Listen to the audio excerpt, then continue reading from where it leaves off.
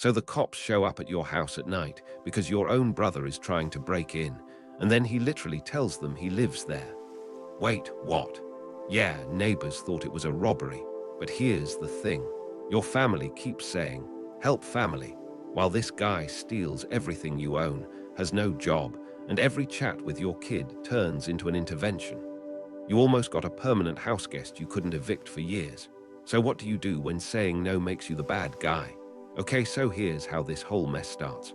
The brother, 32 years old, no job, he gets kicked out of his girlfriend's house.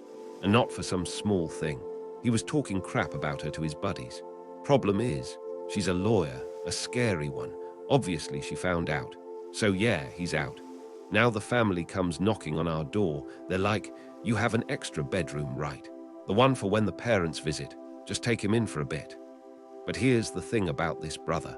You give him anything, toys from when you were a kid, clothes, money, I mean literally anything. You might as well kiss it goodbye forever. You're not seeing that stuff again unless you sneak into his room and take it back while he's asleep. That's just who he is. And I'm not talking about small things either. Like everything. So already I'm thinking, no way. But the bigger fear. Once he steps foot inside, the only way he leaves is if I chase him out with a metal bat I found in the basement when we moved in. I'm not even joking. This guy doesn't have a job, doesn't have a plan, doesn't have anything going on. So what do you think happens? He moves in and then he just never leaves. Right. And I already have a 13-year-old son. One kid is plenty, thank you very much. I don't need another one, especially one who's 32 and should have his life together by now. And then there's the whole thing with my son. Every conversation my brother has with him turns into an intervention. Like he can't just ask how school was. It's always this big lecture about life choices and respect, and I don't even know what. My son already doesn't like him, and honestly, I don't blame the kid, so we said no. My husband and I, we talked it over and we said absolutely not. He's not getting a foot in the door, but the family, they will not stop. Every time we see them, every phone call, every text, it's the same thing. But he's family, and family should help family. Like that's supposed to be some magic phrase that makes me forget everything I know about my own brother. I mean, come on. And here's the part that really gets me. None of them are offering to take him in. None of them. It's always you have the big house, or you have the extra room, or you're doing well, you can afford it. But do they have space? Probably. Do they have couches? Yeah, they just don't want to deal with him either. So they're trying to push him onto us. I get it, you know. Family is complicated. But at what point does helping family turn into enabling someone who refuses to grow up? Because we've been down this road before. He burns bridges everywhere he goes. His ex kicked him out. Before that, roommates kicked him out. Before that, our parents had to bail him out more times than I can count, and nothing changes. So now I'm the bad guy for protecting my home, for protecting my son, for not wanting someone who steals stuff and turns every conversation into a lecture to live under my roof. And the family keeps saying, but you have to help him, he's your brother. And I'm just sitting here thinking, do I though? Do I really have to set myself on fire to keep him warm? I don't think so, I really don't. And the more they push, the more I want to just send back the same line every single time. Oh, you think family should help family? Great, you should do it. Take him in, I'll help you pack. But I haven't done that yet. I'm still trying to be the reasonable one. But honestly, I'm tired. I'm tired of explaining why I don't want a grown man who steals from people living in my house. I'm tired of pretending like his behavior is just some quirk we should accept. And I'm really tired of being guilt-tripped by people who won't lift a finger themselves. So no, I don't think I'm the a-hole. I think I'm just someone who's finally setting a boundary. And if that makes me the bad guy in their story, fine. At least my house stays peaceful. At least my son doesn't have to walk on eggshells. At least I don't have to worry about hiding my stuff every time I leave the room. Family should help family, sure. But help doesn't mean sacrifice. And I'm not sacrificing my home, my sanity, or my kids' comfort just because my brother refuses to get his act together. So here's where it gets kind of satisfying. The narrator posts on Reddit asking, would I be the a-hole if every time my family says family should help family, I just reply with, You think family should help family. Great. You should do it. And honestly, the comments absolutely loved it. Everyone was like, no, you wouldn't be the a-hole. That's exactly what you need to do. Just call them out. Because here's the thing. The family members pushing this whole family helps family narrative. They're not offering to take the brother in themselves. Not one of them. Right.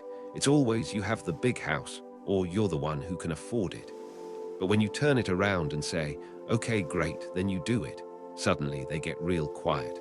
Funny how that works. So the narrator realizes something important. These people are using guilt as a weapon. And the only way to beat that game is to play it right back at them. Not in a mean way, not in a fight starter way. Just calmly, every single time they bring it up, you hit them with the same line.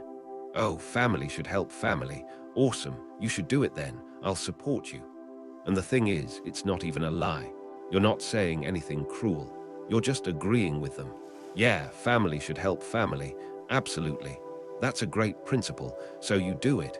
Lead by example. Show me how it's done. The community pointed out something else too. One comment said, dude's burnt his bridges and now he's got to face the music. Fam's there for support, not to be doormats. Stick to your guns. Another person said, you have zero obligation to mother people's bad decisions. He's a grown-ass man.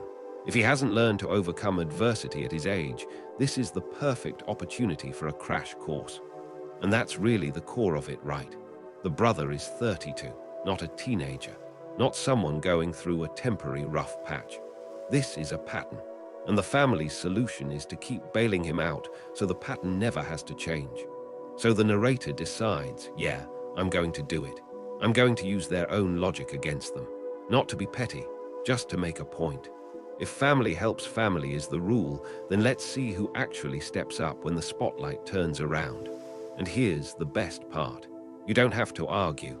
You don't have to justify yourself. You don't have to list all the reasons your brother is a nightmare to live with. You just repeat one sentence. That's it. And eventually, they either have to take him in themselves or admit that they don't actually believe what they're preaching. It's kind of brilliant in a simple way, right? No long speeches, no drama, just a mirror held up to their own words. The narrator even says, I underestimated how much people can just spam it. Meaning once you start playing the game, they realize they can't win. Because every time they try to guilt you, you just smile and say, great idea. You first. So no, not the a-hole, not even close. Sometimes the best defense is just handing someone back their own argument and watching them fumble with it. Okay, so now we get to the part that's honestly kind of satisfying. The narrator and their husband decide to stop just arguing and actually get strategic. Because here's the thing, when you're dealing with family who won't take no for an answer, sometimes you need something more than just words. You need something that feels official. So they reach out to a lawyer friend. Her name in the story is Joe's Nighthawk ex. Yeah, weird name, but whatever, it works. She's actually the same ex-girlfriend who kicked the brother out in the first place, so she knows exactly what this guy is like. She hasn't officially taken the case or anything, but she agrees to help them write a serious letter. Give them pointers, add some gravitas, make sure it sounds professional enough that people can't just ignore it. And the husband helps too. He's an accountant, so he's good with words and details. Together, they craft this letter to the whole family. And I gotta say, it's pretty well done. They start by stating the facts. No emotion, no name-calling. Just, here's the situation. The brother asked to stay with them after his breakup. The household talked it over, and they came to the conclusion that he would not make a suitable tenant. Notice they say tenant, not guest. That's intentional, because a guest leaves. A tenant stays. Then they address the whole family helps family thing head on. They say, look, we don't completely disagree with that statement, but help doesn't always mean letting someone move in for an undefined amount of time. Right, there are other ways to support someone. And then they bring up the past history, which, as they point out, everyone reading this letter already knows about. So let's not pretend otherwise. The brother has a strained relationship with certain people in their household. That's putting it nicely. But here's the real kicker. They include a statement from the ex-girlfriend, the lawyer, saying that while the brother lived with her, he was never employed. Their arrangement was, and I quote, financially parasitic in nature. Ouch, that's a brutal way to put it, but also completely accurate. So based on the brother's current employment status, which is nothing, they believe it would be no different if he lived with them. Hosting him wouldn't be healthy for anyone under their roof. And then comes the line that I absolutely love. They say, if anyone feels strongly that Joe needs a place to stay, our door is not the one to knock on, but yours absolutely could be. We fully support anyone in the family opening their home to him and showing how family support is done. Like, that's perfect, right? It's polite, it's firm, and it basically says put up or shut up. No hostility, just a very clear boundary. They end with, we love you all, but we're not sacrificing our home stability to prove our loyalty. That is our final word on the matter. Much love, bye. So what happens next? The family keeps trying to argue for a couple of days. But now the narrator and their husband have a new strategy. Every time someone brings it up, they just turn the bad family card back around. Oh, you think we're bad family for not taking him in? Well, we think you're bad family for not taking him in either. And honestly, the narrator admits they underestimated how effective just spamming that right back at people could be. Because after 2 days, the communications assault just stops. No more guilt trips, no more phone calls, no more texts. No one threatens to burn bridges or exclude them from family events. It just ends. That's the power of not backing down. When you stop defending yourself and start putting the responsibility back on the people who are lecturing you, they realize pretty quick that they don't actually want to step up either. So the narrator and their husband dodged a massive bullet, and they didn't have to get mean or cut anyone off. They just refused to be the path of least resistance anymore. And the family finally got the message. So just when you think this story can't get any crazier, it does. And I mean really does. The narrator and their husband decide to take a weekend trip, just get away from all the drama for a bit. They go to the in-laws' place, you know, the chill family members who respect boundaries and don't start fights. The loving aunties and grandmas, a safe space. They're relaxing, probably thinking, okay, things are finally calm. But while they're gone, the brother shows up, at night, at their house. And he's not just stopping by to say hi, he's trying to get in, knocking, maybe trying the door, who knows what else. And here's the thing, nobody's home. The whole family is hours away. So it's just this guy alone at night, trying to enter a house that doesn't belong to him. The neighbors see this. A stranger, late at night, acting suspicious around a house they know should be empty because the family's on vacation. What are they supposed to think? They think it's a robbery, so they call the cops. And this is where it gets really tense. The cops show up, lights, questions, and the brother, he tries to claim residency. Yeah, he actually tells the police that he lives there, that he has some kind of right to be there. Can you imagine? But here's the thing the brother didn't know. The narrator and their husband had already talked to the police beforehand. Remember that metal bat I mentioned earlier? The one the narrator found in the basement and thought they might need to chase the brother out with. Well, they didn't stop at just having a bat. They got smart. They reached out to the police through the husband's connections and made it crystal clear. The brother is not a resident in any capacity. He does not live there. He has never lived there. And they do not want him there unless he's explicitly invited. So when the brother tries to pull the I live here card, the cops already know it's a lie. They're not buying it for a second. Now the brother switches tactics. He tells the cops he doesn't have a home, which, okay, that might actually be true at this point. His ex kicked him out. He's got nowhere to go. But that doesn't mean he gets to claim someone else's house as his own. So the cops give the parents a choice. 2 options. Either they come pick up their son, right now, late at night, drive out and get him, or he goes to a shelter and social services gets involved. The parents, they end up having to drive, late at night, to pick up their 32-year-old son who just tried to break into his siblings' empty house and lied to the police about living there. And now, he's crashing on their couch. Let that sink in for a second. The family that was all family should help family and pushing the narrator to take the brother in. They just got forced to take him in themselves. Not because they wanted to, because the cops said, "He's your problem now." And honestly, that's the bullet the narrator dodged. Imagine if they had said yes to begin with. If they had let the brother move in, he would have been in their house at night with their son. And who knows how hard it would have been to get him out. One comment on the original post pointed out that evicting someone can take years. Even if they live in the same house as you, courts are backed up. People figure out how to stall. Someone in the comments said they knew a person who'd been waiting since 2020 to evict someone. 2020. Think about that. The narrator called it, the only way the brother would leave is if they chased him out with that metal bat. And after this, after he tried to claim residency to the police, that bat might not have been a joke. So yeah, the brother is now on the parents' couch. The parents who were so quick to guilt trip the narrator. Funny how that works.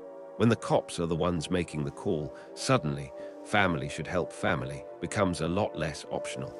The narrator's son, he's doing okay. He said he was happy he didn't have to live with his uncle. Can you blame him? And the narrator is still trying to learn anime for the kid, uphill battle, but the son likes the effort. That's really sweet, actually. But here's the bottom line. The family now has to put their money where their mouth is. The brother is fine. The narrator's ass is covered. The police know the situation. And the parents are the ones dealing with him now. That's not karma, that's just consequences. So after all that chaos, the dust finally settles. And you know who's the most relieved out of everyone? The narrator's son. That 13-year-old kid who doesn't like his uncle. He straight up told his dad he was happy he didn't have to live with Joe. Which, yeah, no kidding. Imagine being a teenager and having to share your home with a 32-year-old unemployed uncle who steals your stuff and turns every conversation into a lecture. That's not family. That's a hostage situation. The narrator's still trying to learn anime for his son, by the way, which I think is kind of adorable. He admits it's an uphill battle, like he's clearly not a natural, but the kid appreciates the effort. And honestly, that's what matters. Not being perfect, just showing up and trying to connect. That's the good stuff. Meanwhile, the rest of the family, they now have to put their money where their mouth is. The brother is crashing on the parents' couch. The same parents who were so quick to say family should help family when it meant someone else doing the work. Funny how that works out right. The narrator's done. Their ass is covered. They talked to the police. They sent the letter. They held the line. The brother is fine. He's not homeless. He's not in danger. He's just not their problem anymore. And that's the whole point. You can love someone and still refuse to set yourself on fire to keep them warm. So that story. Satisfying ending. Family drama, police showing up, a metal bat that almost got used. It's got a little bit of everything. But here's the thing. That's not the only wild story in this video. Oh no, we've got another one. And honestly, it's a completely different kind of crazy. So imagine this. You're a grown woman. You have a kid, a job, a life. And your dad's girlfriend, who you barely know, keeps trying to force you to hang out with her. Like, not in a normal way. In a I have no friends and I'm lonely, and it's somehow your responsibility to fix that way. Yeah, that's where we're going next. This one starts with a woman, let's call her Op, whose dad has been dating this woman named Trudy for about 6 years. Trudy only moved in with the dad recently. And here's the thing about Trudy. She doesn't work. Which okay, fine, some people don't. But she also doesn't have any hobbies. She doesn't go out without the dad. She refuses to meet new people. Her whole life revolves around him. When he's in town, she follows him everywhere. When he's on a work trip, she goes to the gym, goes home, orders takeout, and watches TV. That's it. That's her whole day. So naturally, she has no friends. In this city, anyway. Her family is 6 hours away. And the dad's friends come to her birthday parties, not her friends, because she doesn't have any. Now here's where it gets uncomfortable. The dad and Trudy have started pushing Op and her sister to hang out with Trudy, to include her in plans, to basically be her social life. They've mostly given up on the sister, probably because she said no enough times. But they're still trying with Op. And Op, she doesn't want to. She's got a baby, a job. Whatever free time she has goes to her son. Plus, she just doesn't like Trudy. Not in a mean way. They just have nothing in common. And she doesn't think she should have to be someone's emotional support friend just because that person refuses to build their own life. But then something happens that makes the whole thing blow up. Trudy sees an Instagram story from one of Op's friends, and she realizes Op had a small game night with that friend instead of hanging out with her. And suddenly, it's a problem. So now Op's dad is texting her, saying she owes Trudy an apology, calling her inconsiderate, even accusing her of bullying his girlfriend. And Op is just sitting there thinking, wait, what? I'm bullying her by not being her friend, by living my own life, by not fixing her loneliness for her. Yeah, this one gets messy. And we've got an update too, so let's see how it all plays out. If you made it this far, you clearly enjoy these crazy family stories. So hey, hit that like button. It actually helps more than you'd think. And subscribe if you don't want to miss the next one. I've got more updates, more comebacks, and honestly more drama coming your way. Thanks for hanging out. Seriously, appreciate you.